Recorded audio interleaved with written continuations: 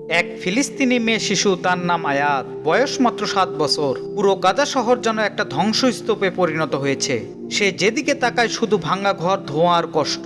ছোট্ট শিশু আয়াত শহরের এক কোনায় বসে কাঁদছে।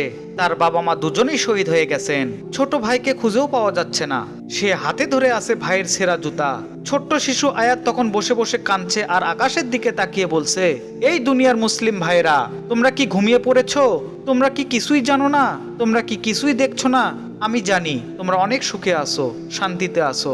আমাদেরকে দেখে কি তোমাদের এতটুকু মায়া হয় না? আজ যদি তোমরা আমাদের পাশে না দাঁড়াও, তাহলে আমাদের পাশে আর কে দাঁড়াবে?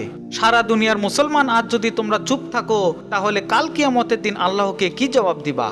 প্রিয় ভাইরা আমার, আজ ফিলিস্তিনিতে এমন হাজারো শিশু ঘুরে বেড়াচ্ছে যাদের এই দুনিয়ায় পরিবার বলতে কেউ নাই। তাদের কান্না চিৎকার যদি আমাদের হৃদয়ের বিবেককে না জাগায়, তাহলে কাল কিয়ামতের দিন যদি এমন হাজারো শিশু আল্লাহর কাছে বিচার দিয়ে বলে ওরা সেদিন সব জানতো, তবুও তারা চুপ ছিল, তখন আমরা আল্লাহকে কি জবাব দিব? আল্লাহ আমাদের ফিলিস্তিনি মুসলমান ভাই বোনদের হেফাজত করুন।